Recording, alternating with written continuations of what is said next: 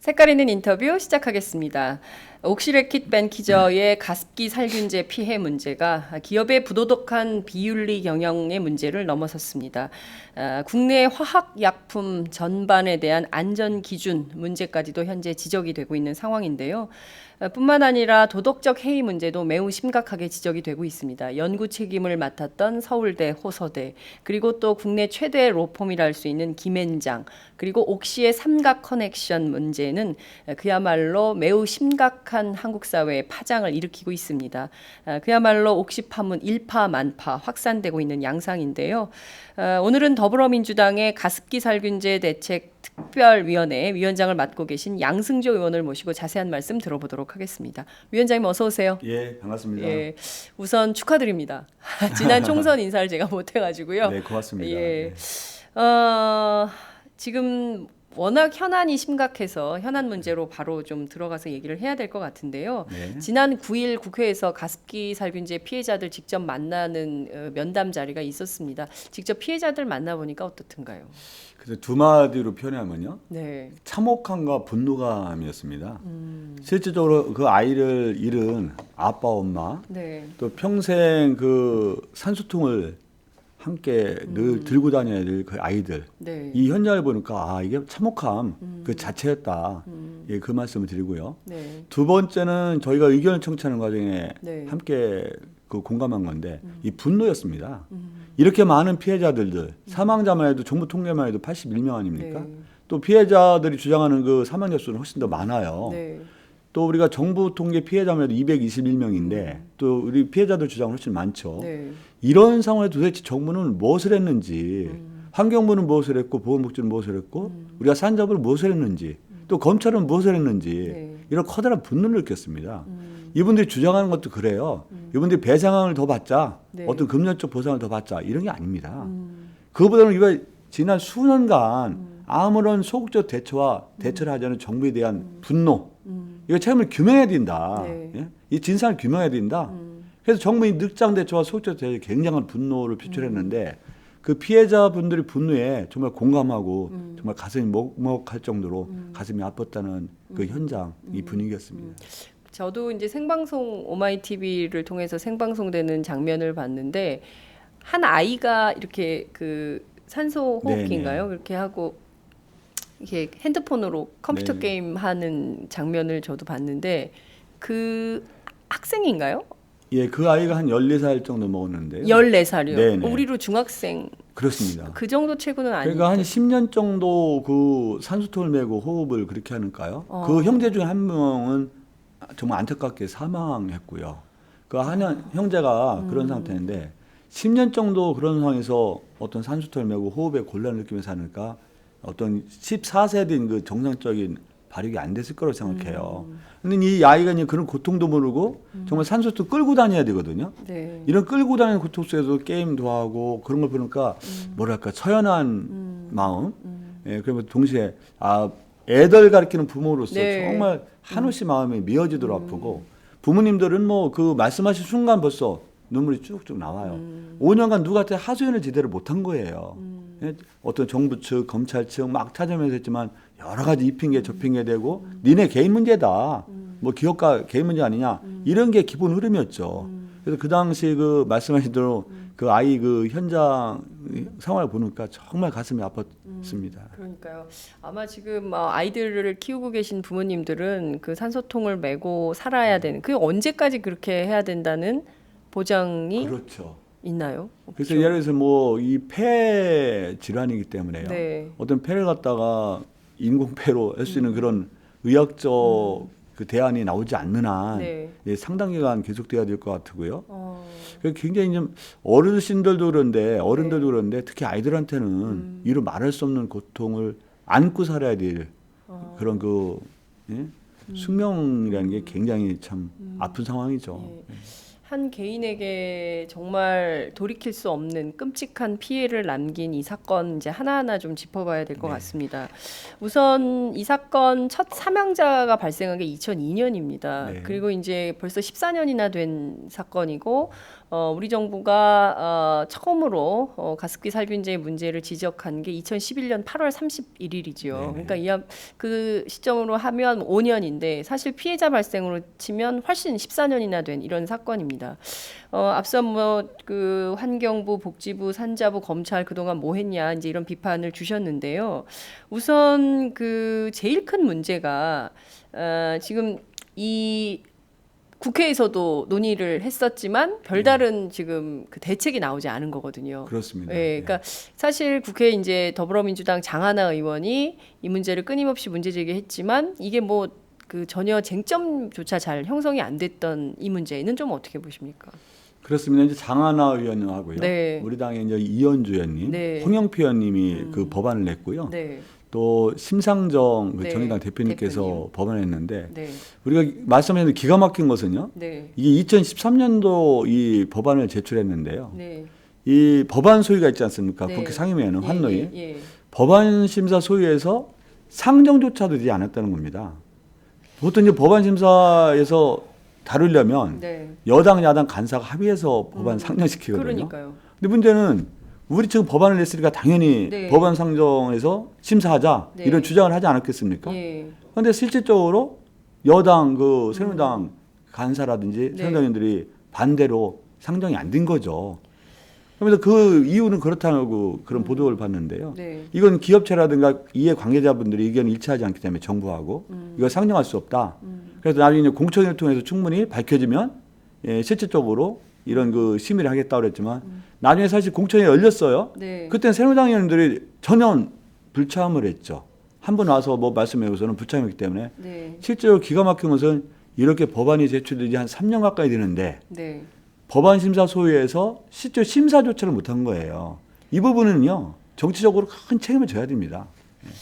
자, 지금 말씀하신 대로 법안, 그러니까 국민들의 상식으로는 도무지 이해할 수가 없습니다. 이게 굉장히 오래된 피해고 피해자들이 눈에 보이는 피해가 있는 건데 새누리당 의원님들도 다 자식이 있을 거 아닙니까? 그 아이의 피해를 보면 누구나 다 상식적으로 판단할 수 있는 건데 법안 상정조차 하지 않는 가장 큰 이유 말씀하신 대로 이제 기업에 피해가 된다는 논리인데요. 이 좀 도무지 이해할 수 없는 태도인데 그밖에 또 다른 어떤 좀 지적할 점들이 있을까요? 뭐 말씀하신 이유가 가장 크고요. 예. 일단 정경련 같은 경우는 이 그런 의견을 제출한 걸로 알고 있어요. 이런 기업 활동을 위축시키고 네. 요거는 그 법률 제정까지 갈 일은 아니다라는데 어떻게 보면 기재부도 또 같은 의견을 낸 거예요. 기재부도. 기재부 책임 큽니다. 네. 기재부가 왜 그러냐? 이건 기업과 개인 간의 문제인데 여기에 이 법률 제정을 통해서 법률을 통해서 만든다는 것은 과도한 입법 개입이다. 이런 의견을 냈어요. 네. 그러니까 환경부도 그냥 환경부가 되게 그냥 법안 심사할 때 이 차관이 동참하지 않습니까? 네, 동석하지 네, 않습니까? 네, 네. 환경부도 입장을 바꿔서 기재부 의견에 따른 거죠. 거기에는 이제 새누리당 같은 경우도 정말 함께 그쪽 의견에 동조해서 예. 법안 상정 자체에도 반대를 했기 때문에 네. 상정이 안 된 건데 이런 어떤 기업 측의 일방적 논리에 네. 우리 기재부가 함께했고 또 거기다 환경부도 기재부 논리에 함께한 거죠.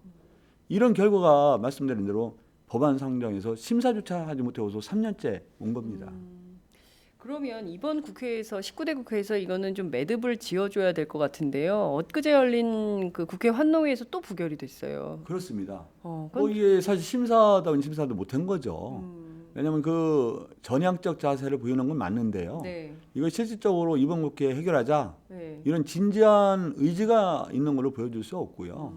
다음 그런 면에서는 사실 19대 국회가 한 15일 정도 남았는데요. 네. 15일 안에 이미 이제 환노위가 다시 지금도요. 네. 사실 그 법률 제정 문제는 네. 여야가 대타협을 한다면 가능합니다. 왜냐하면 환노위 열어가지고요. 네. 열고 법사위 살아있으니까 법사위 열고요. 본인이 통과시키면 되거든요. 네. 그런데 근본적으로 이 문제에 대해서 어떤 전향적인 자세 이거 정말 이 19대 국회 해결하겠다 네. 이런 적극적 의지가 없으면 가능하지 않은 건데 실질적으로 이 19대 국회에서는 물 건너가는 이런 상황에 도달한 거죠. 아, 보름이면 충분하지 않습니까? 정말 하루에도 충분합니다. 뚝딱, 예, 네. 하루만 해도 뚝딱 통과시키는 법안들 뭐 수백 개가 통과되기도 네. 하고 이러는데 지금 차일피일 미루는 것은 사실 이게 대통령 뜻에도 반하는 거 아닙니까? 대통령도 이게 지금 심각하다는 문제의식을 함께하고 있는데 말이죠. 그래서 대통령께서는 늦게나마 이제는 네. 그 철저하게 예. 이제 수사도 하고 네, 네. 이제 만전 대비책을 세워라 이런 말씀하신 건 참 굉장히 긍정적인 신호라고 보여요. 그렇지만 이런 여당에서 이 대통령의 뜻에 맞춰서라도 네. 한다고 하고 의지가 있으면요. 네. 실질적으로 이 쟁점은 나와 있는 거거든요. 이 법안이 나와 있거든요. 네. 법안이 이제 4개 법안이 있는데 네. 4개 법안에서 취할 건 취하고 버릴 건 버린다면 네. 공약수가 나옵니다. 또 피해자의 요구도 반영할 수가 있고요. 네. 그래서 법안 같은 건 밤새워서 한다면요. 예. 이건 뭐 하루 정도 못할 일이 아니에요. 다만 의지 문제입니다. 의지의 의지. 문제다. 의지 문제입니다. 지금이라도 할 수 있어요. 만약 여야간에 환류 여러 가지 말에 네. 이런 여러 가지 법안 심사를 하고 그 하나 법안 갖고 네. 하루 종일 다뤄서 그럼 충분합니다. 네. 그 아주 어려운 법안 내용이 아니에요. 네. 다만 의지와 결단의 문제인데 그런 의지와 결단을 실현하자. 네. 그런 의지가 박약한 거죠. 새누리당은 그럼 여전히 가습기 살균제 피해자들에 대한 구제 대책이라든가 뭐 이 방안에 대해서 여전히 의지와 결단력이 없다 이렇게 봐야 될. 일단 뭐 정진석 원내대표님도 네. 이 문제에 대해서 적극적으로 네. 검토하고 적극적으로 나서겠다 네. 이런 의지를 표명하신 걸로 알고 있는데요. 예, 예. 대체로 그냥 20대 국회에서 그렇게 해야 되겠다는 의지 같아요. 그런데 아까 말씀하신 대로 이거는 한시가 급한 문제이고 네. 이 쟁점을 모르는 게 아닙니다. 예. 만약 19대 국회에서 이거를 1차적으로 이 법을 제정하고요. 예. 만약에 보완할 점이 있으면 또 20대 국회에서 보완하면 됩니다. 그거는. 이거 충분히 보완 가능하거든요. 예, 예. 이게 법이 한번 통과됐다고 영구 불변도 아니겠고 20대 국회 다시 하면 됩니다. 예. 저는 뭐 한마디로 저도 법안 심사도 해보고 네. 이렇게 왔지만 예. 이건 의지와 결단의 문제다. 의지가 있으면 지금에도 충분히 가능하다. 자, 이게 새누리당 의원들의 인식도 좀 살펴봐야 될 것 같은데요. 그러니까 권성동 의원의 경우에 네네. 뭐 교통사고 피해자하고 다를 게 뭐가 있냐. 그 교통사고, 그러니까 어떤 특정 사건에 연루된 국민에 대해서 특별하게 보호하는 것은 문제가 있다. 이런 인식을 보여줬는데요. 그런 비유는 좀 어떻게 보세요? 전혀 적절하지 않다고 봐야죠. 이제 세월호 사건 아이들 갖다가 단순한 교통사고 피해자에 불과하다. 네. 이런 식의 주장도 하지 않았습니까? 예. 어느 분이? 네. 그런 주장과 맥을 같이 하는 거죠. 이거는요, 가습기 피해 같은 경우는 네. 정부의 책임이 굉장히 큰 거예요. 정부가 만약 그런 가습기 살균제, 국민의 커다란 신체상의 우해를 가져오는 그 물질에 대해서 네. 허가를 안 내줬어 봐요. 인가를 안 내줬어 봐요. 그게 판매될 수가 있나요? 예? 그 이런 왜 과학적 검증 절차를 안 거쳤냐 말이죠. 이런 검증 절차를 거치고 인허가를 내줬으면은 네. 또 초기에 이런 신고가 됐을 때 역학조사를 철저히 했더라면 네. 또 질병관리본부가 발견했을 때라도 수혜 착수하고 우리가 환경부 받아들이고 우리가 정부에서 받아들였더라면 네. 이런 여러 가지 피해 확산에 정부 책임이 있는 거예요. 단순하게 교통사고는 아니죠. 이거는 단순하게 교통사고 피해 전혀 이 괴를 같이 하는 걸로 보여줄 수 없고요. 네. 이 문제는 일차적인 기업의 책임이 있지만 네. 기업 못지않은 책임이 정부에 있다. 또 여당도 상당한 책임이 있습니다.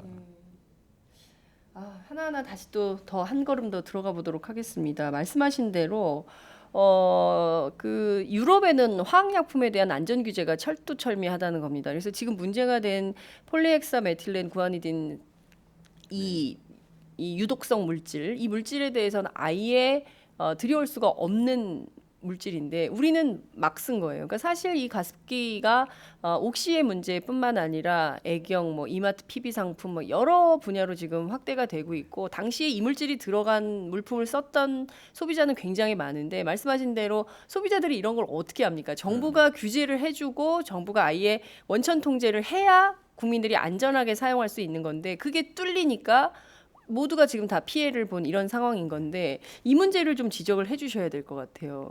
그렇습니다. 실질적으로 왜 의약품 같은 경우는 네. 그 안전성 검사라든가 그렇죠. 1차, 2차, 3차 예. 실험, 임상 실험도 하고 예. 그런 끝에 우리가 이제 판매가 허용되는 거 아닙니까? 네, 네. 근데 우리 대한민국 국민이 대부분 사용하는 화학 제품 네. 이분에서는 그런 과학적 검증 절차가 철저하게 준비되지 않은 것도 맞아요. 그래서 말씀하신 그런 그 물질이 새로운 물질 우리 사람이 사용할 때는 네. 그런 과학적 검증 절차가 거쳐야 되는데 네. 그런 게 미흡했던 거죠.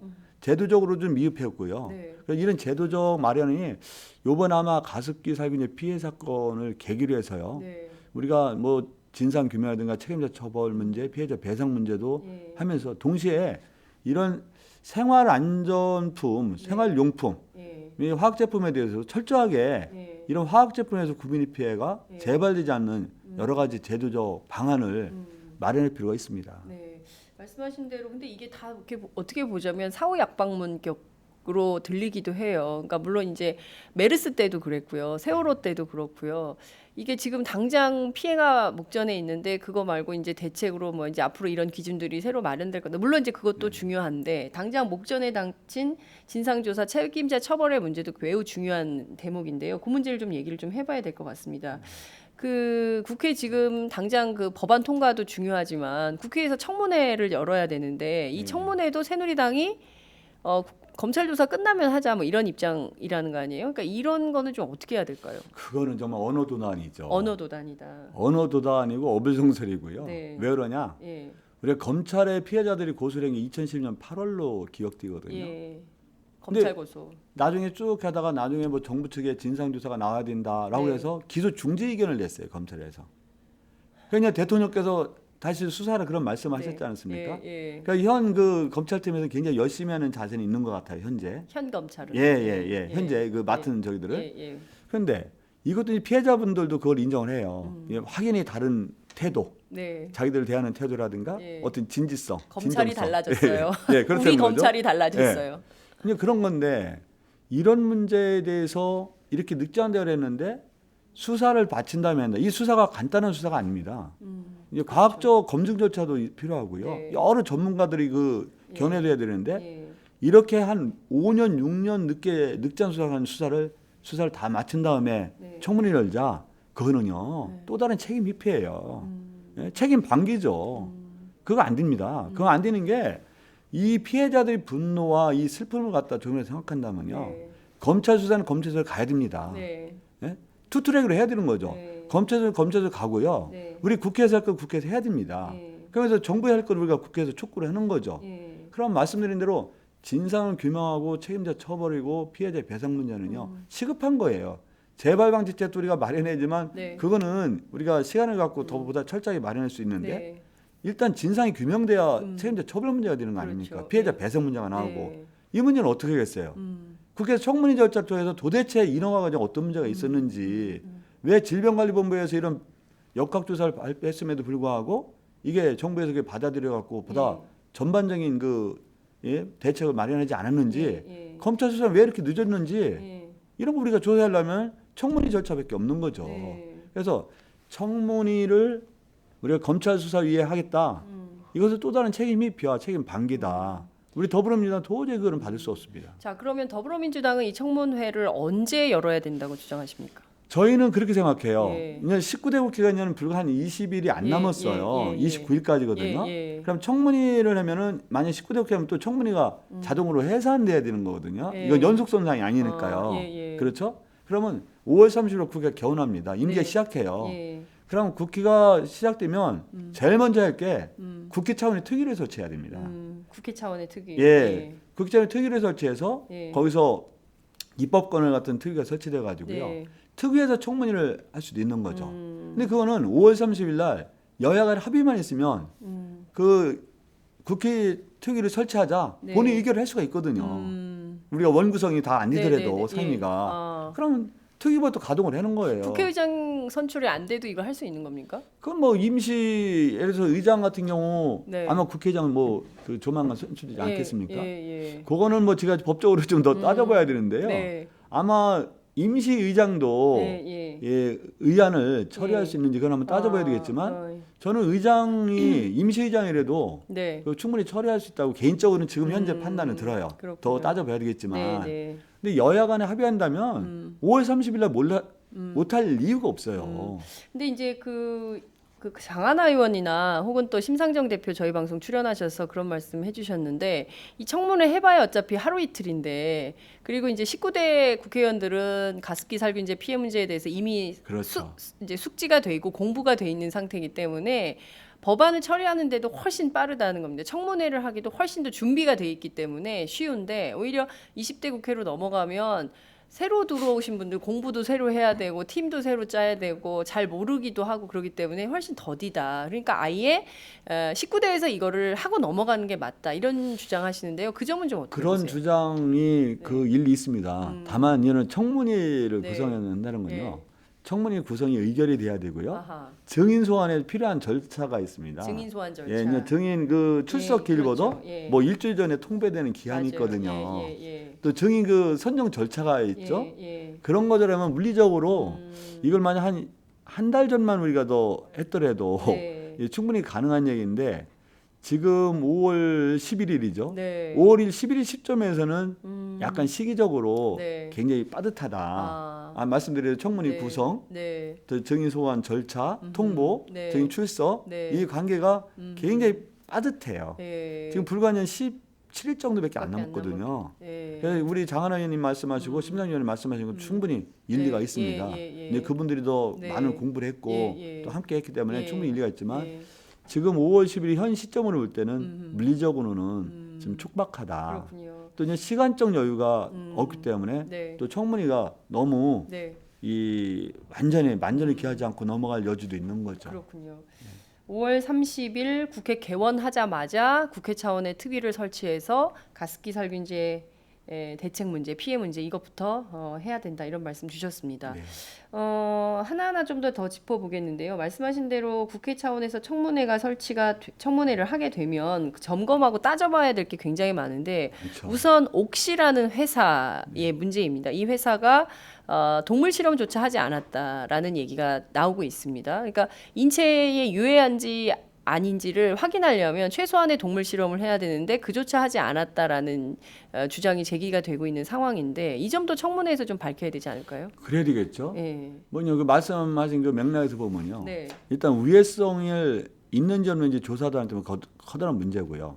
조사 여부조차. 예. 만약에 우회성 조사도 안 하는 게 큰 문제고 네. 우회성 조사를 했는지 우회성을 알고 있음에도 시중 판매를 강행했다면 더 커다란 문제이고 그렇죠. 그건 용서받을 수 없는 범죄 행위죠. 용서받을 수. 예, 그건 용서받을 수 없는 범죄 행위예요.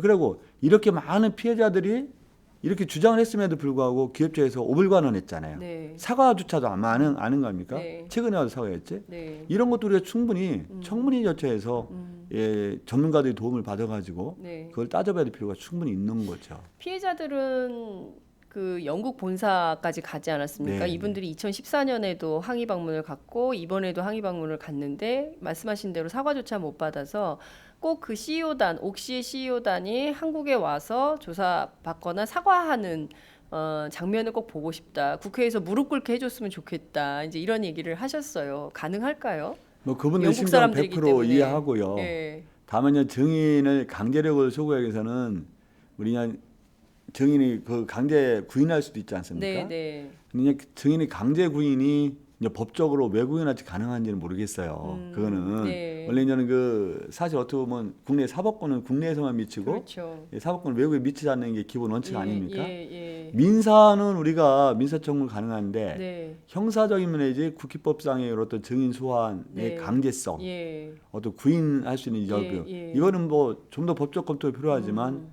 실질적으로 강제력을 행사하기는 어렵다. 다만요 이런 건 있겠죠. 네. 우리 국내 소비자 도저히 니네 용서하지 않는다. 국내 소비자들. 예, 니네 만약에 진정한 사과와 이런 모습을 보여주지 않으면 너희네 불매운동을 떠나서 대한민국에서 도저히 니네 사업을 영위하기 어려울 것이다. 이런 압력이 있으면은 우리가 법적인 그 의무를 떠나서 그런 그 사람들이 와서 진정한 사과를 안 할 수는 없겠죠.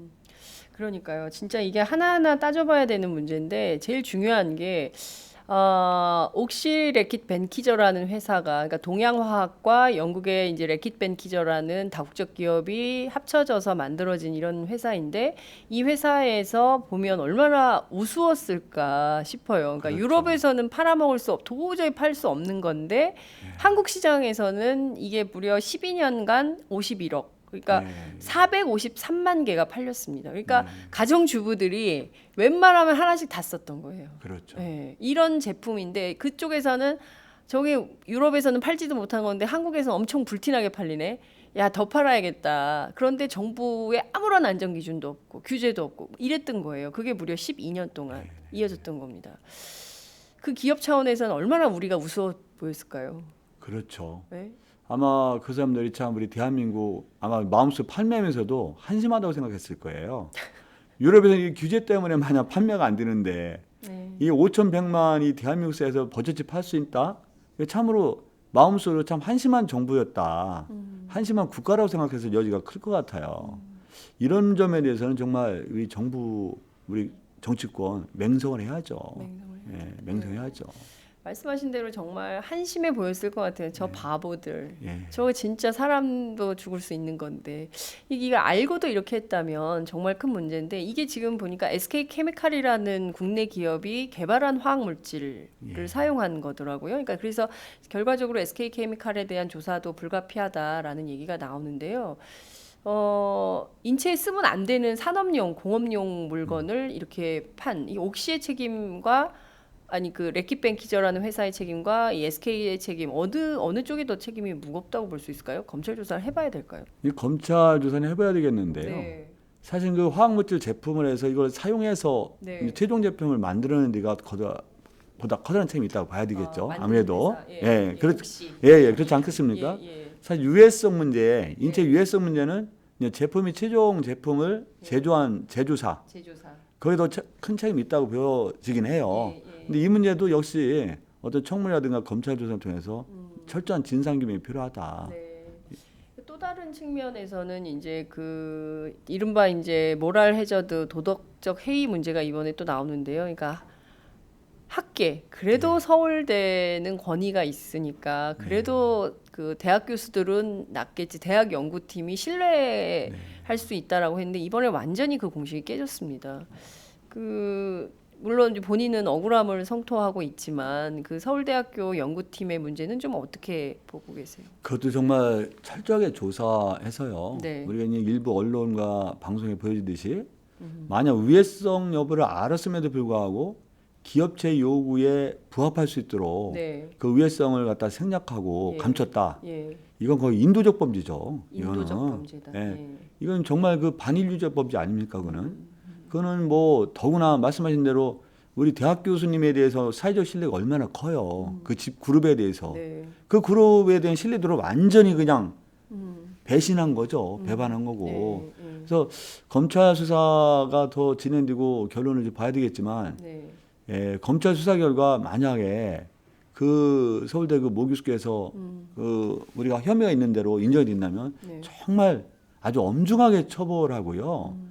일벌백계를 처벌해서 이런 사례가 절대 있어서는 안 된다. 어떻게 그래 연구 용역비하고 일부 자문료 받았다는 이유 가지고 그 많은 피해자가 양산되는 건 충분히 예상했음에도 불구하고 이런 짓을 저지르겠어요. 정말 그게 사실로 밝혀진다면 네. 진짜 엄하게 처벌해야 됩니다. 우리가 정말 최고형을 해서 다시는 이런 그 어떤 학자적 양심을 저버린 네. 예? 그 인륜적 범죄에 대해서 하는 데는 철저하게 응징한다. 이거 이번에 개재 반드시 보여줘야 된다는 생각이 들어요. 최고형을 내려야 된다라는 말씀을 주셨습니다. 네. 그 이런 거죠. 그러니까 이를테면 설사 본인이 그 낸 보고서가 그 옥시 측에 이제 인용이 안 됐다 하더라도 이게 피해자가 생겼으면 사실 이런 문제가 있다라는 거를 밝혔어야 되는데 지금까지 한 번도 밝히지 않았던 그렇죠. 그런 도덕적 책임 이런 것도 있는 거 아닐까요? 그렇죠. 그거 아니 그 도덕적 불감증이죠. 도덕 불감증. 예, 만약 이런 상황이 된다면 미리 자진해서 네. 이런 연구 그 당시에는 그렇게 했지만 네. 도저히 양심상 이거는 이 밝히지 않을 수 없다라고 해야 되는데요. 네. 이게 어떻게 보면은 이 직접 살인하지만 간접 살인행위잖아요. 간접살인이다. 예, 만약 이걸로 인해서 이제 많은 피해자들이 네. 사망했고, 네. 또 이제 평생 그 예. 불구 상태, 장애 예. 상태에서 살아야 예. 되잖아요. 예. 이거는 어떻게 보면 우리가 소위 형법상 용어지만 미필적 고의에는 살인이라고도 볼 수 있어요. 이거는 네. 그냥 단순하게 이런 과실 문제가 아닌 것 같아요. 예. 예? 이건 엄청난 범죄 행위거든요. 예. 그걸로 해서 만약 그게 재포받아서 우리 국민한테 네. 해로울 것이라고 예측이 했음에도 불구하고 네. 그런 고의를 누락했다. 이런 범죄 행위가 어디냐 말이에요. 예? 그런데 처벌도 제대로 안 받고 뭐 이렇다면 정말 근데 우리 사회 그런 게 너무나 국정원 많은 사건만 거죠. 보더라도 너무 많아요. 그러니까 뭐 영전하고 뭐 이런 경우 잘못하고 사고 쳤는데 나중에 봤더니 국정원 돌아가서 뭐 승진했다더라 이런 게 너무 많으니까 참 그런 측면에서 국민들이 정말 그 절망을 하게 되는 거네요. 이 나라는 진짜 비전이 없다라고 생각하는 대목이 바로 그런 대목인데 결정적인 게 이번 서울대 교수 사건으로 네. 나타나는 것 같습니다. 김앤장 문제는 좀 어떻게 보십니까? 자기네들이 이제 그 도덕적인으로는 모르겠지만 법률적으로는 문제될 게 없다라는 게 이제 나오고 있는데요. 그 김앤장 같은 경우는 대한민국의 어떻게 기업체로 보면 삼성 아닙니까? 삼성. 법률계의 예, 삼성. 법률계의 삼성이죠. 예. 우리 그냥 법조 시장의 삼성인데 네. 글쎄 법적으로 특히 그냥 변호인 같은 경우는 변호사 같은 경우는 의뢰한 측의 입장에서 할 또 이 의무가 책무도 있죠. 있어요. 예, 예. 있긴 있지만 국민 전체의 인체에 피해를 미치는 상황은요. 법적 여부를 떠나서 사회적 책임이 전혀 결여된 거죠. 그게 만약 사실이라면. 네. 그래서 그 김앤장에 대해서도 피해자들이 분통을 터뜨리고 있어요. 음. 왜 분통을 터뜨리고 있냐? 인체에 해롭지 않다는 주장을 계속하고 네. 그러면서 소송에서 자기들이 굉장히 막히는 거예요. 그러니까 의뢰인 측의 주장을 충실히 반영한다는 면에서는 법률적으로 맞을지 모르겠으나 네. 국민 전체에 피해를 미치는 상황에서 어떤 법률적 측면만 네. 의뢰인의 주장만 네. 그대로 받아서 네. 유리한 변론만 네. 했다는 것은 예. 우리가 가장 국내에서 크고 아시아권에서 가장 큰 예. 이 법률가 단체 아닙니까? 네. 이런 것에서 정말 커다란 책임을 느껴야 되죠. 그 피해자분들을 보니까요.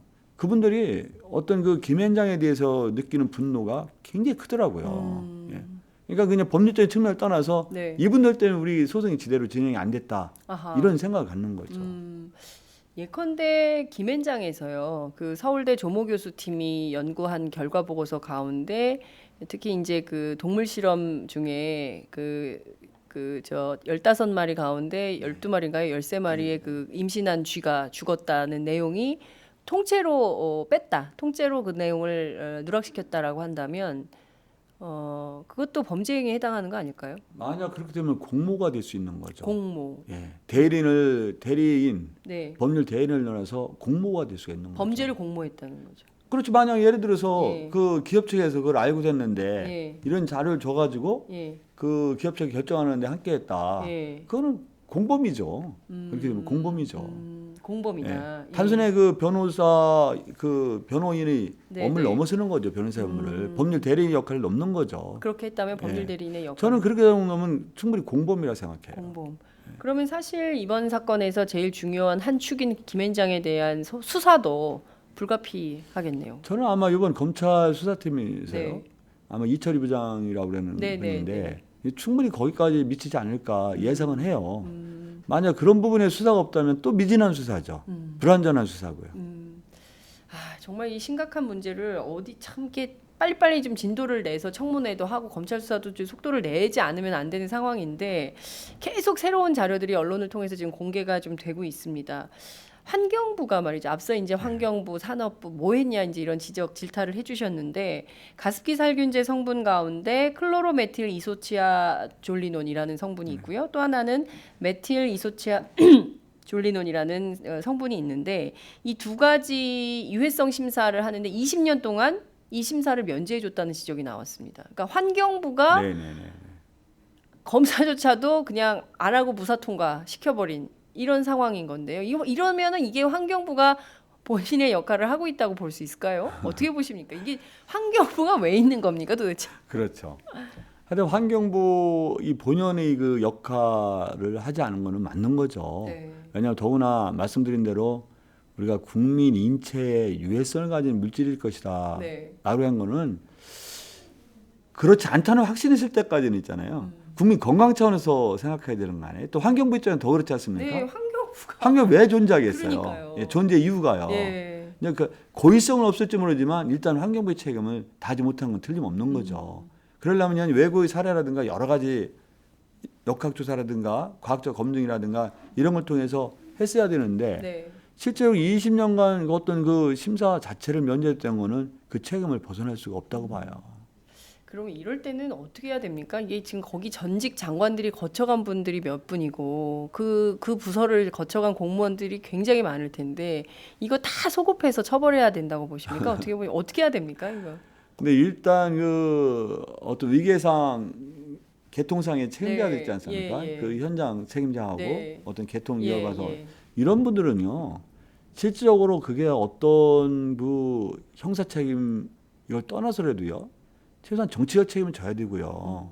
또 법적으로 책임질 만 있으면 책임 져야 됩니다. 법률적 책임. 왜냐하면 그래야 재발이 안 되는 거예요. 그래 재발이 안 돼요. 네. 이 환경부라는 건요. 기본적으로 기업 입장을 대변하기보다는 국민을 대변해야 네. 되는 거 네. 아니에요. 그렇습니다. 국민 건강. 네. 이 환경에는 국민 네. 건강을 대변하는 게 네. 일차적 책무인데 네. 그런 일차적 책무를 방기한 거죠. 또 과실은 뭐 100% 있는 거 아닙니까 그게 결과적으로. 네. 이런 문제에서 책임을 안 진다면 지금까지 늘상 제2의 메르스 사태, 네. 세부 사건이 생길 수밖에 없는 거예요. 이 문제도 저희가 오늘 아침에 그런 말씀 드렸으면 네. 이거는요 메르스 사태예요. 또 메르스. 세월호 사건이에요. 그런데 세월호 사건 메르스 사태 못지않은 국민 전체에 엄청나게 예? 영향을 끼친 네. 엄청난 메르스 사태고 엄청난 세월호 사건이에요. 그런데 이런 상황에서 누구 책임자 처벌 하나 제대로 하지 못하고 이런 원인 규명 제대로 하지 못한다. 그럼 우리가 앞으로 더 나아갈 수 없는 거죠.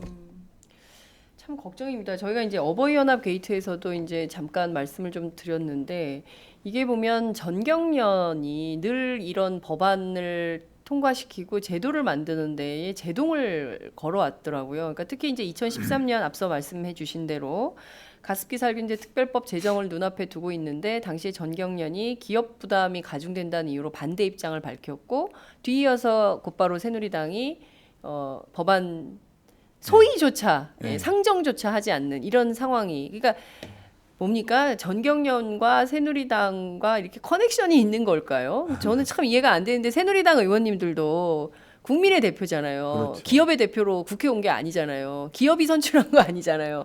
국민들이 네네. 투표를 해서 선출해서 국회에 오신 분들인데 그분들은 왜 국회에만 가면 기업 편을 드는 건지 그 참 이해할 수가 없어요. 그분들이 뭐 커넥션이 있다까지는 우리가 주장을 못 하겠지만요. 네. 하여튼 그분들이 입장을 결과적으로 대변한 거죠. 그러니까 대변하고 있는 거잖아요. 예, 지금 이 대변하고 순간도. 있는 거나 예, 마찬가지죠. 예. 그래서 이런 뭐랄까 그 전향적 자세가 필요하지 않으면요 여러 가지 법안에 실질적으로 일반 국민들이 입장에서 볼 수 없는 게 많은 거예요.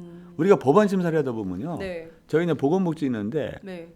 이 어떤 경우는 정경이라든가 기업체 의견을 또 물어요. 그래서 그 입장에서는 대부분 반대한다는 의견이죠. 찬성한다는 의견은 거의 없습니다. 예, 예. 뭐 어떻게 되면 반대한다. 어떻게 되면 반대한다. 이런 반대 의견인데 예. 이런 국회 심의 과정 자체도 우리도 좀 반성해야 되지 않을까 싶어요. 왜 꼭 그분들한테 물론 그분들이 기업 활동에 영향이 있기 때문에 그분들 의견을 구하는 거는 뭐 나쁜 절차는 네, 아니라 네, 보여지는데 네, 그분들 의견이 상당히 반영되면서 반면에 국민들의 이익이 침해될 가능성이 있다. 네. 이건 굉장히 반성을 하고 하여튼 우리 절차적으로 한번 좀 보완해야 되지 않을까 그런 생각이 들고요. 이게 또 다른 차원의 정경유착 아닙니까? 어떻게 보세요? 우리가 아주 나쁜 측면에서 보면 네. 그렇게 주장할 수 있는 여지가 충분히 있는 거죠. 그분들이 어떤 커넥션을 갖고 뭐 이해관계를 주고받으면서 그럴지 모르지만 네. 최소한 결과적으로는 같은 입장은 아니에요. 그렇죠. 같은 주장을 한 거나 마찬가지란 네, 말이에요. 네. 그 책임에서 자유로울 수가 없는 거예요. 네. 예. 아, 뭐 정말 여기에 덧붙여 말씀드리면 아까 말씀드린 대로요. 제가 이제 상대당을 뭐 비판하고 그러려고 이 자리에 나온 건 아닌데요. 네. 만약 우리 당이 그랬더라도 우리 당이 굉장히 비판을 받아야 됩니다. 네. 어떻게 그런 법률안이 나왔는데 3년간 심사조차도 못해요. 예? 우리도 책임을 져야 돼요. 왜냐면 멱살 잡고라도 심사하자라고 주장을 했어야 되는 거란 말이에요. 멱살이라도 잡았어야 예. 돼. 근데 뭐 멱살 잡을 수는 없는 상황이니까 예. 우리가 제정을 하고 계속 촉구를 했음에도 불구하고 법안 심사 상정에서 심사조차 못해 우리도 책임이 있지만 우리도 책임이 있지만 실질적으로 법안 심사에 상정조차도 못하게 한 정당은 그게 더불어민주당이면 더불어민주당 엄청나게 혹독한 비판을 받아야 되고요. 네. 그게 어느 정당이라도 그런 정당에서 책임을 물어야 됩니다. 실질적으로. 굉장히 책임이 있는 거예요. 그러니까요. 어제 그 가습기 살균제 피해자 대책 모임 강찬호 대표 나오셔서 자, 본인들이 지금 이제 그 옥시 물건에 대한 불매 운동 전국적으로 확산되고 있는데 국회의원들도 불매 운동을 좀 했으면 좋겠다고 얘기를 하시더라고요. 그러니까 국민의 요구, 국민의 주장, 국민의 소리를 듣지 않는 국회의원들에 대해서도 국민들이 불매운동을 해라. 도대체 이게 법안 심사조차 안 한다는 게 말이 되는 거냐. 이제 이런 비판 주장을 해주셨습니다. 올해 어떻게 보십니까? 그 20대 국회에서는 전경련도 또 끊임없이 이런 주장, 기업의 입장, 기업의 논리로 나올 텐데 20대 국회에서는 새누리당이 좀 변화가 있을까요? 어떻게 보세요? 변화하고 싶지 않아도 변화될 수밖에 없는 거죠. 일단 의석수가 좀 변화가 됐고요. 네, 그냥 야당 같은 경우가 더불어민주당, 국민의당, 정의당 네. 이렇게 하면은 일단 과반이 넘거든요. 과반이 예, 넘죠. 과반이 예. 넘습니다. 야삼당 합치면 네네네, 과반이 넘죠. 넘는데요. 예. 이제 무소속이 또 일부 예, 뭐 새누리당 예, 입당을 예. 하시더라도 네. 예, 과반이 넘는 상태이기 때문에 네. 실제로 그냥 책임도 무거워지지만 아마 그 새누리당이 19대 국회와 같은 행태 그런 행동 양식을 보인다면 네. 그거를 용납하지도 않겠지만요. 용납하지 않겠지만 그런 행동 양식을 계속 보일 수는 없을 겁니다. 예, 가능하지를 않아요. 예. 가능하지를 않아요. 어찌 보자면 새누리당이 19대와 같은 행동 양식을 보인다면 스스로 좀 괴멸하지 않을까요? 국민들로부터 외면당하지 글쎄요, 않을까요? 그거는 뭐 저희가 말씀드릴 적은 아닌데 네. 여하간에 기본 입장에서요. 우리가 대기업 재벌 그분들이라서 대기업 재벌 편을 든다고 얘기하겠어요. 또 그런 인식은 없을 거라고 봐요. 네, 예, 네. 새누리당도 그렇게 보는데 국민 대표자신데요. 그런데 결과적으로는 우리가 뭐 중소기업 적합점 판정이라든가 네. 재래시장 보호라든가 이런 거에서 결과적으로는 그래 왔거든요. 네. 이 전통시장 주변에 왜 네. 슈퍼마켓 맞아요. 그 몇 킬로 이내 네. 들어오지 만드는 거 못하게 허용하지 못하게 하는 네, 법안 우리가 내서 얼마나 싸웠어요. 그러니까요. 예. 결국은 그냥 다 들어온 상태에서 500m 하고 나중에 1000m 했는데 이미 다 들어온 상태예요. 그러니까요. 결과적으로는 그분들이 어떤 주장을 해도 결과적으로는 SSM 슈퍼마켓 들어서는데 굉장히 역할을 한 거죠. 예. 새누리당이 역할을 한 거죠. 그건 뭐 예. 우리가 그분들을 비난하려는 게 아니라 역할을 한 거예요. 결국 누가 뭐래도 예. 중소기업 저가업종 판정 같은 것도 마찬가지거든요. 네. 우리가 지금 중소기업 입장에서 네. 아니면 정말 이런 많은 국민들 생에서 네. 결과적으로는 대기업에 유리한 주장을 하는 거예요. 그분들은 뭐 새누리당 의원님 어느 분을 물어봐도 대기업과 재벌편만 든다고 말씀하시겠어요? 그렇죠. 그럴 일 절대 없고 그렇지는 않다고 봐요. 그렇지 네. 않지만 결과적으로는 우리 대기업을 주장하는 거, 정경련을 주장하는 거와 비슷한 결론에 도출되는 게 네. 너무나 많은 많다는 거죠. 왕망. 예. 아유 그 저기 양승조 의원님 전형적인 충청도 양반이신데 말씀하시는 내용이 전혀 그 비난하거나 이런 것은 아니다고 하지만 다 비판하고 계세요. 아니, 저희가 비판하려고 비판하는 게 아니고요. 결과적으로 그렇다는 겁니다. 그러니까요. 그런데 예. 정당이라는 게 뭐겠어요? 자기 주장에 대해 정치적 책임을 져야 되는 거 아닙니까? 그렇습니다. 네. 그러면 정치적 책임을 져야 되는데 결과적으로 그렇다면 책임을 져야 되는 거예요. 그거는. 그리고 이 책임을요. 뭐 지난 과거를 왜 묻냐 이렇게 해서는 안 된다고 네. 생각합니다. 예. 우리가 과거를 잊지 않고 과거에 명확하게 규명하고 책임을 질 사람을 져야 재벌이 안 되는 거예요. 그렇습니다. 재벌. 특히 정치적 주장은 더 그래요. 네. 그런 문제에서 아까 말씀드린 대로 이런 법안 심사 상정조차 못한 의원이 누군지 어느 정당이 그랬는지 이건 국민이 똑똑히 알아주셔가지고요. 네. 거기에 정치적 책임을 물어야 됩니다. 정치적 책임을 물어야 됩니다. 물어야 되죠, 그거는요. 네. 굉장히 중요한 말씀을 해주셨습니다. 우리 그 특히 청취자들, 애청자들 또 시청자들 이 방송 지금 함께하고 계신 분들께서 지금 이런 국민들의 이익과 관련된 문제, 전체 다수 대중의 문제와 관련해서 그 발을 걸고 못하게 하고 법안 심사 통과를 방해시킨 의원, 정당 어디인지 반드시 기억해 뒀다가 정치적 책임을 물어야 된다. 이런 말씀 주셨습니다. 피해자들이 현재 3대 법안을 요구하고 있습니다. 하나는 소비자 집단소송법, 네. 그리고 또 하나는 징벌적 손해배상 제도, 그리고 또 하나는 이제 앞서 지적해 주신 가습기 살균제 특별법 이 세 가지인데요. 제일 중요한 게 집단소송법하고 이 징벌적 손해배상 제도인 것 같아요. 예컨대 징벌적 손해배상 제도가 있었으면 옥시가 저렇게 하겠냐라는 이제 얘기가 나오는데요. 19대 국회는 이제 며칠 안 남았으니까 20대에서는 이 3대 법안 통과 가능성이 있다고 보십니까? 우선 간에 저는 그 지금까지 새누리당 같은 경우가 네. 태도를 바꿔야 되거든요. 새누리당의 태도가 예. 바뀌어야 된다. 이제 소비자 집단 소송 문제하고요. 예. 징벌적 손해배상 제도는요. 네. 우리당이 계속 주장한 겁니다. 더불어민주당이 왜 안 듣겠어요? 왜 안 듣겠어요? 그래서 이제 예를 들어서 또 그러니까 정부 쪽에서는 징벌적 손해배상 제도가 없기 때문에 징벌적 손해배상을 물릴 수 없다는 거 아닙니까? 네. 말은 맞지만 말할 자격이 없는 거예요. 왜 말할 자격이 없냐? 예. 징벌적 손해배상 도입에 누가 반대했냐고요. 예? 소비자 집단소유도 마찬가지란 말이죠. 예. 또 이번 그 이현주님이라든가 이분들이 예. 낸 법안에 그런 내용이 좀 들어가 있어요. 예. 그래서 소비자 집단 소송 문제라든지 징벌적 손해배상 문제는 뭐 기업 활동을 위축시킨다. 네, 그런 주장을 또 하고 있잖아요. 이런 주장이 예. 이제 기본 주장 아닙니까? 네. 그런데 기업 활동을 위축시켜서 안 되죠. 그거는 기업이 활발하게 활동할 수 있는 거 그렇습니다. 여건을 만들어줄 예. 책임이 정부한테도 있고 국회도 있는 거예요. 그거 그렇습니다. 맞아요. 예. 그런데 기업 활동을 위축시킨다는 그 말이 맞는지 안 맞는지를 한번 따져볼 뿐만 아니라 네. 혹여 기업 활동을 위축시키지 않고 국민 전체 건강에 상당한 심각한 위협에 빠진다.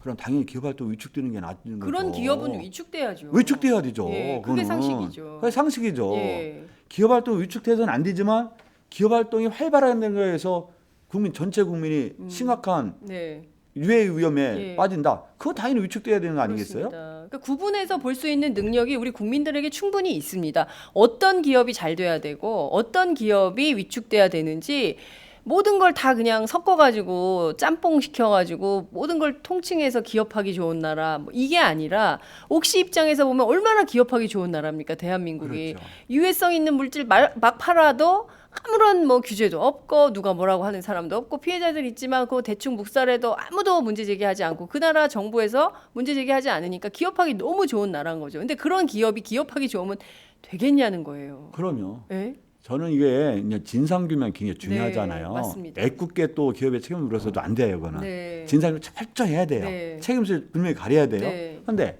책임이 진짜 기업한테 있다, 네. 옥시한테 그럼 망해야 됩니다. 그거는 옥시는 망해야 된다. 만약 아니, 그렇다면. 한마디로 망해야 되죠. 예. 왜냐하면 징벌적 손해배상제도를 도입해서라도요. 네. 도저히 감당하지 못해야 됩니다. 왜냐하면 그거는 기업의 사회적 책임을 넘어서요. 네. 그런 게 용인이 되면요. 네. 계속 제2, 제3의 기업자에 나오는 거예요. 만약 그게 그래서 저는 전제가 네. 진상규명이 철저히 돼야 된다. 네. 그 책임질을 분명히 밝혀져야 예, 된다. 예. 그런데 책임질 분명히 밝혔는데 예. 그런 엄청난 책임이 있다. 예. 그 기업체는 망해야 되는 거예요. 이게 존재하지 않아야 되는 거죠. 그래야 그거는. 다시는 그런 기업이 그러면 안 나오는 거죠. 아니 그런 엄청난 일을 저질렀다고 생각하면 그게 만약 진상규명 결과 밝혀졌다. 그 기업체는 저는 망해야 된다고 생각합니다. 망해야 된다고 생각해요. 그러니까요. 예. 아, 저는 정말 속이 다 시원할 것 같습니다. 저희 방송 지금 함께하고 계신 많은 분들이 이런 국회의원이 특위위원장을 맡고 계시니까 이번에는 좀 해볼만 하겠다. 이 싸움 왠지 성공할 수 있을 것 같다라는 생각이 들 것 지금 같습니다. 평소에 과격한 사람은 그러니까 아닌데요. 아니 제가 네. 양승조 의원이 너무 잘 알고 있는데 늘 그 발언은 수위나 이런 거 굉장히 신경 많이 쓰. 저는 오늘 처음 봤어요. 제가 이렇게 뜨거운 분이셨나? 예, 새로운 발견입니다. 아이고, 예. 그 정도로 분노가 크신 거예요. 예, 그럼요. 예, 그 정도로. 또 함께 분노하는 마음이 없어서도 안 됩니다. 그 분노에 일체감이 좀 있어요. 다만 분노하면서도 네. 우리가 어떤 이성적 판단이 게 항상 전제가 돼야 되겠죠. 네. 근데 피해자의 아픔과 분노를 함께 하지 않으면 그게 정치인이겠어요? 예? 기본적으로 피해자의 아픔과 분노를 함께 해야 되는 게 난 정치인의 자세라고 봐야 됩니다. 다만 아픔과 분노를 함께 하면서도 어떤 이성적 판단을 잃지 말아야 되겠죠. 네, 예. 그렇습니다. 지금 말씀하신 3대 법안 새누리당의 태도 변화가 없어도 그리고 야삼당이 합치면 이 법안 통과시킬 수 있겠네요. 과반이 넘으니까. 그게 안 됩니다. 그게 안 돼요? 선진화법 때문에 안 돼요.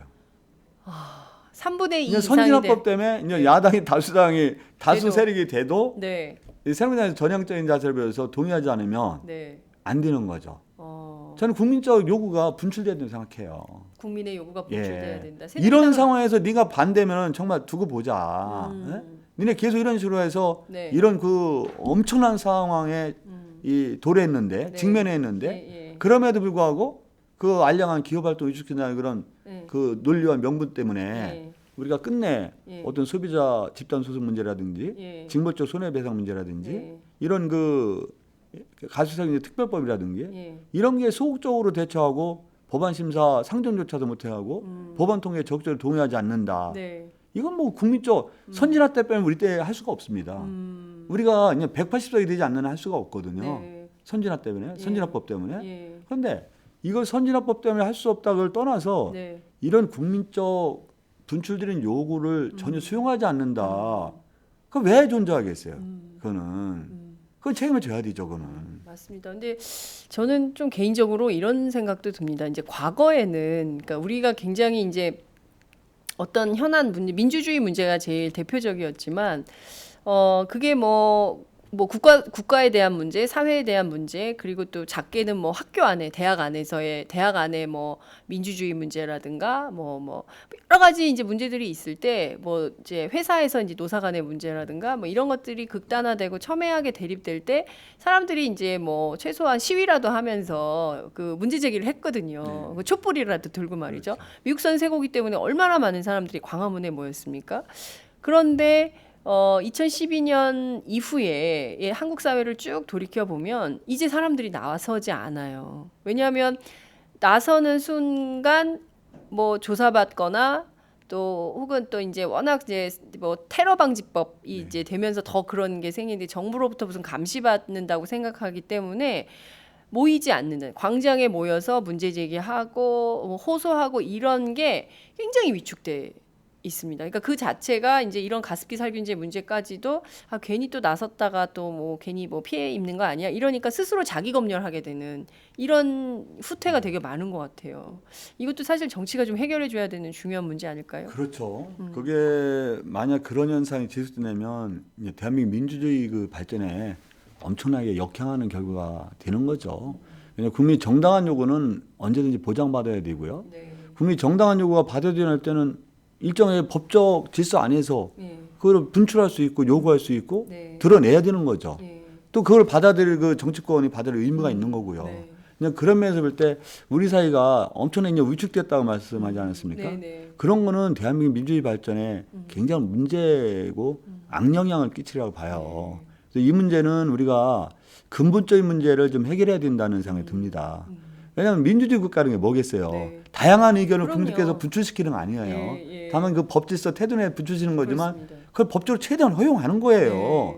최대한 허용하고 또 다 주장이 맞지 않을지 모르겠지만 네. 최소한 당신들의 요구를 분출시키는 장이 마련돼야 되고 네. 그 요구를 갖다가 네. 정치권에서 법률화시키고 제도화시켜야 될 책임이 있는 거죠. 그렇습니다. 근데 분출드린 요구를 표현조차도 안 한다. 그냥 방기하고 네. 나 일상의 삶에서만 우리가 안주하게 된다. 네. 그럼 나라의 발전이 있겠어요?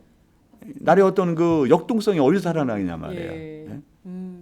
정말 말씀하신 지금 역동성이 굉장히 필요한 그러니까 열정과 역동성을 좀 다시 찾아야 될 것 같아요. 대한민국이 그럼요. 옛날에 뭐 2002년 월드컵 때 얼마나 네. 막 사람들이 뜨겁게 응원하고 그런 열기가 있었는데 그렇죠. 그게 다 사그라들었어요. 근데 그걸 다시 한번 살리는 민주주의 역동성을 다시 예전에 보면 동남아시아에서 민주주의 교육하러 막 투어 오고 그랬었잖아요. 네. 정치인들이. 근데 요새는 그런 거 안 오거든요. 특히 이제 최근에 백남기 농민 사태 이후에 막 네. 한국은 모이면 물대포 쏘고 막 사람이 지금 사경을 헤매고 이런 상황이 됐기 때문에 이런 것도 정치권 안에서 뭔가 좀 새로운 분위기 이런 게 좀 필요할 것 같다는 생각이 좀 드는데요. 명백한 민주주의 후퇴죠. 명백한 누가 민주주의 뭐래도 후퇴. 이거 예. 누가 아무리 다른 말로 포장을 해도요. 네.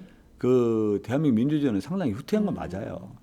참 걱정입니다. 그걸 네. 좀 열정을 회복을 할 수 있도록 더불어민주당이 제1당이 됐으니까 원내 일당으로서 그런 면모를 좀 보여주셔야 되겠네요. 그래서 아마 그 더불어민주당은 기본적인 맥락이 있거든요. 네. 그 기본적인 맥락에서 늘 어떤 민주주의 진정한 실현, 네. 또 인간의 존엄성이 존중되는 사회, 또 사회적 약자, 네. 가장 낮은 곳에 있는 국민도 그 대한민국 구성으로서 네. 당당하게 자부심을 가질 수 있는 사람을 만들자. 이렇게 기본적인 입장이기 때문에요. 네. 아마 이제 그게 우리가 이제 다수당도 안 됐으면 여러 집권을 못했기 때문에 네. 그런 여러 가지 실현하는 데는 일정한 한계가 있고 또 우리가 치열하게 싸웠냐 부분에서도 또 네. 반성할 점도 있고 또 그 문제 우리가 충분히 이 반성을 해야 되지만 네. 여러 가지 벽에 가로 막힌 것도 사실이거든요. 그래서 말씀하신 대로 뭐 이 주제하고 직접적 관계는 없을지 모르겠지만 네. 최소한 일당이잖아요. 네, 현재 지금 일당. 원내 일당이 예, 이제 됐죠. 5월 30일까지는 일당일 것 같아요. 그 뒤에 이제 입당이 예, 얼마나 예, 시킬지 모르겠으나 예. 일당으로서의 책임이 있는 거죠. 정치의 책임이 크다고 보여지고요. 이런 그 가습기 살균제 피해 사건과 더불어서 대한민국의 민주주의 어떤 실현 문제, 네. 대한민국의 역동성을 갖고 우리가 정말 활발하게 앞으로 나아갈 수 있는 토대와 기반을 마련할 책임이 우리한테도 크게 있는 거죠. 그렇죠. 최소한 뭐 문제 있을 때 문제 제기 데모라도 할 수 있는 그럼 저는 너무나 당연하다고 봐요. 너무나 우리가 당연하다. 집시법이 왜 있겠어요? 집시법이. 네.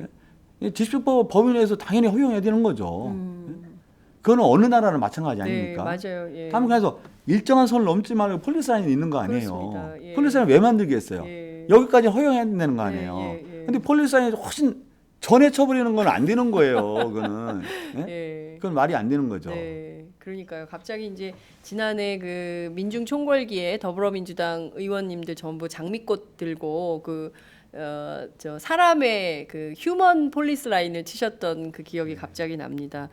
그래도 더불어민주당이 좀 정권을 맡으면 잘하실 수 있으시겠어요? 지금 박근혜 정권보다 잘할 수 있겠습니까? 저희는 뭐 잘할 수 있다고 생각합니다. 아, 그래요? 왜 잘할 수 있냐? 저는 기본적으로는요. 네. 아까 말씀드린 대로 만약 대기업과 중소기업이 서로 어떤 그 같은 입장이 있다. 네. 서로 상반된 예, 입장에 따라 예. 저희는 대기업도 잘 돼야 된다고 생각해요. 그렇지만 대기업도 잘 되고 중소기업도 잘 돼야 된단 말이에요. 그렇죠. 그죠? 우리가 부자들은 부자대로 또 잘 살아야 돼요. 네. 그렇지만 우리 서민들이라든가 가장 빈곤한 사람도 함께 더불어 잘 살 수 있는 살아야죠. 사회를 만들어야 되는 거 네, 아니에요. 맞아요. 그런 문제에 대해서는 저희는 최소한 새누리당보다 훨씬 더 진일보한 자세와 입장을 갖고 있는 정당이 더불어민주당이죠. 네. 지금까지 예를 들어서 우리 국민들 일반적으로 비난하고 많이 지적하는 어떤 부자들이 위한 정당, 네. 어떤 재벌 대기업을 위한 정당, 뭐 그분들이 그 주장은 안 하겠지만 네. 그런 거에서 우리가 확연하게 벗어나고요. 말씀드린 우리가 사회적 약자라든지 서민과 중산층이 더불어 잘 살 수 있는 사회, 이런 사회를 만든다는 확고한 그 정당이 이념과 가치가 있는 정당이기 때문에 저는 더 잘할 수 있다고 생각합니다. 남북 문제라든가 민주주의 문제라든가 사회적 약자 문제라든가 이런 중소기업 문제라든가. 네. 그렇군요. 아, 모든 면에서 더불어민주당이 더 잘할 수 있다. 이게 팟캐스트의 기본이 깔때기인데 양승재 의원님도 그 준비가 돼 있다 이런 말씀 좀 드릴 수 있겠습니다. 그나저나 이 가습기 살균제 문제 때문에 그 국내에서 시판되고 있는 사용되고 있는 모든 그 일테면 뭐 세정제라든가 뭐 그 이런 모든 청소 용품이라든가 뭐 이런 일제 점검이 필요한 거 아니냐. 그래서 이 화학약품 안전 기준을 좀 새롭게, 그러니까 유럽 기준으로 좀 만들 필요가 있는 거 아니냐 이런 주장도 제기되고 있습니다. 특히 이제 주부들 같은 경우에는 가정에서 이거 써도 되는 건지 굉장히 불안하거든요. 그러니까 일단 가습기 살균제는 안 돼. 이게 됐지만 그 밖에 다른 물건은 안전한 것인가 굉장히 고민이 되는데요. 그거는 국회에서 이번에 논의가 어떻게 될까요? 이제 그 문제도 함께 다뤄야 된다 생각합니다. 물론 아하. 그 시간의 손 문제는 있겠는데요. 네. 우리가 이런 엄청난 사건을 계기로 해서 다시 반성하고 제도적 네. 기반을 마련하지 않으면 네네. 교훈이 없는 거 아닙니까? 그렇죠. 그렇죠? 예. 그래서 말씀하신 대로 이런 가습기 살균제뿐만 아니라 네. 일반 일상 국민들이 늘 곁에 두고 사용하는 네, 예. 화학 제품에 대해서 네. 이런 안전성에 대해서 좀 네. 전반적으로 좀 예. 한번 재점검하고 이런 일정한 기준을 마련해야 될 것 같아요. 예. 그게 우리 사회가 보다 더 선진 사회로 갈 수 있는 그 길이라고 생각하거든요. 네. 그러면서 이번 개제에 저희도 이제 국무총실에 전당규를 좀 마련해라. 네, 네. 물론 전당규라는 게 이제 진상 규명과 피해자 배상 네. 문제 예. 이렇게 일차적인 그 네. 주 업무를 다뤄야 되겠지만 예.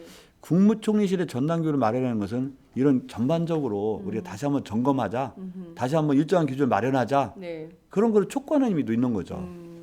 중요한 건 황교안 총리가 관심 있게 처리하실지 어떻게 전망하세요? 그래서 이제 총리니 뭐 개인 의견이라기보다는 개인 견해와 의지를 떠나서요. 네. 총리실 이건 확고한 의지를 갖고 해야만 됩니다. 이게 또 그 하나의 그 단일 부처에서 다룰 문제는 또 아니에요. 이런 그 아까 말씀드린 대로 네, 환경부라든가 그 여러, 네. 보건복지라든가 산자부라든가 네. 뭐 기재부라든가 다 이런 모든 부처가 좀 망라돼서 다뤄야 될 그 전반적인 문제거든요.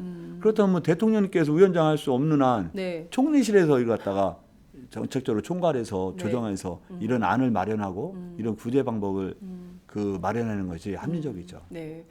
제일 중요한 것은 지금 어찌 보자면 가습기 살균제 문제로 제기된 징벌적 손해배상 제도에 대해서 전경련을 비롯한 재벌 대기업들의 반대나 비토 이런 것들이 이제 본격화될 가능성이 있습니다. 왜냐하면 기업 이익이 줄어들 가능성이 있기 때문에 반드시 반대할 텐데 그 과정에서 정부나 또 새누리당 여당이 후퇴할 때 그걸 견제하는 힘이 더불어민주당에 좀 있어야 될 것 같은데요. 어떤 지혜가 필요할지 참 궁금합니다. 일단 야권 야당 야 3당 있지 않습니까? 네. 이제 정의당이 있고 우리 예, 국민당이 예, 있고 예. 더불어민주당이 예, 있는데 야권 3당이 예. 굉장히 철저히 공조를 해야 될 것 같아요. 아, 현재는 좀 어떤가요? 현재? 지금은 아직 뭐 원구성이 네, 안 아직 안 됐고 됐으니까. 아니 원내대표도 예, 선출된 지 예, 얼마 되지 예, 예. 않았는데요. 네. 아무래도 이제는 그런 상황이 직면하면 네. 야 3당은 협조 공조하지 않을 수 없을 아. 거예요. 만약 협조 공조에 태만이하고 네. 소리한다. 네. 그 바로 국민적 심판이 따르지 않겠어요. 오히려 때리는 시어머니보다 말리는 시누이가 더 밉다고 더 미울 수가 있죠. 그렇습니다. 그거는 우리 예, 국민들 예, 입장에서 볼 때 예, 예. 저 사람들이 그 야당이야 여당이야라는 음. 판단이 있으면 아마 그 정당은 견뎌내기가 쉽지 않을 거요. 네. 근데 그런 면에서 볼 때는 아까 그런 상황에서 가장 좋은 거는요. 네. 정부와 새누리당이 일대 맹성을 하고 음. 아주 적극적 180 전환이 필요합니다. 이 문제를 보는 건요. 네. 이런 단순한 가수 살균제 사건을 넘어서 네. 국민의 안전에 아주 근본적인 대책을 마련하자.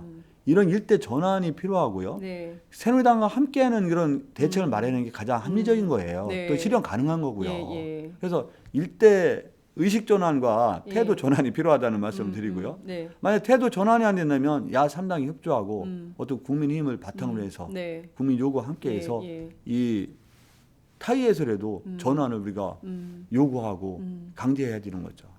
박근혜 대통령이 오늘 또 느닷없이 미세먼지 관리가 필요하다고 얘기를 해서 정치를 좀 들여다보는 사람들 사이에서는 또 다른 국면 전환 아니냐, 물타기 아니냐 이런 얘기가 또 나오고 있거든요. 그러니까 가습기 살균제 얘기하고 또 이제 기업에서 뭐 이런저런 뭐 반대 여론이 있으니까 이제 이번에 또 미세먼지 문제로 갈아타는 거 아니냐라는 지적이 있습니다. 끝까지 밀어붙이는 뒷심이 늘 부족하다 정치가 이제 이런 걱정 국민들의 걱정이 있는데 어쨌든 이번 문제는 좀 어떻게까지 하실 계획이신지요? 저희는 뭐 이게 사실 그 당내 특위 차원은 네. 입법권이 없습니다. 아, 당내 특위는요. 대안을 제시하고 어떤 그 피해자의 아픔을 수용하고 함께하는 네, 거고 예. 입법권이 없어요. 우리 그냥 법안 제출은 할 수가 있죠. 네. 우리 의당 의원들이. 네, 네. 그렇지만 특위 자체 입법권은 없거든요. 네. 근데 근본적으로 이 문제를 해결하기 위해서는 국회 차원의 특위가 구성돼야 되는 게 선결 문제인데요. 네네. 저는 그렇게 생각합니다. 이 문제에 대해서 특위 구성해서 우리가 마지막까지 끝까지 나름대로 대책 마련과 피해자 배상 문제에 대해서 조금이라도 소리하고 우리가 방기한다면 우리 더불어민주당도 그 책임을 크게 물을 수밖에 네, 없죠. 네. 예. 그 국민들께서 이 문제는 정말 마무리 이를 때까지 우리 더불어민주당이 정말 모든 당력을 기울일 수는 없겠지만 상당히 당력을 기울여서라도 이 문제 끝까지 이 진상규명과 책임자 처벌, 재발 방지책, 또 피해자 배상 네. 이 문제에 착안해 가지고 끝까지 함께해서 일정한 결과물을 도출해야 할 책임이 우리한테 있는 거죠. 아, 여러분 사선의 국회의원입니다. 양승조 의원이 어찌됐든 당내에 지금 특위위원장을 맡고 계시지만 국회 차원의 특위를 만들어서 끝까지 이 문제에 대해서 책임지고 해 나가시겠다라고 하셨기 때문에 많은 응원해 주시기 바라고요. 오늘 시간이 다 돼가지고 여기서 마무리해야 될 것 같습니다. 끝으로 한 말씀 부탁드릴게요. 국민들께 하고 싶으신 말씀 있으실 것 같습니다. 예, 하여튼 뭐 먼저 우리 가습기 살균제 피해에 대해서 더불어민주당이 네. 보다 적극적으로 네. 치열하게 하지 못한 점에 대해서는 정말 진정하게 사과 말씀드리고요. 이런 사과 말씀을 드리는 걸 바탕으로 해서 네. 우리가 가습기 살균제 진상 규명, 책임자 처벌, 피해자 배상, 또 재발 방지에 대한 마련에 네. 우리 민주당으로서 더불어민주당으로서 최선을 다하겠다 이런 말씀을 드리겠습니다. 네, 알겠습니다. 그동안 양승조 의원님 신뢰의 정치인으로 통했습니다. 국회 출입 기자들 사이에서는. 그래서 아무래도 이거 좀 이렇게 조용히 막 크게 막 소리만 크게 내는 게 아니라 조용히 차분하게 꼼꼼하게 일을 처리하실 거라고 믿어서 아마 이제 이런 중책을 맡으신 것 같은데요. 앞으로 국회 차원에서도 정말 피해자들의 눈물을 닦아주는 그런 정치가 되기를 기대합니다. 오늘 말씀 잘 들었습니다. 고맙습니다. 네, 감사합니다.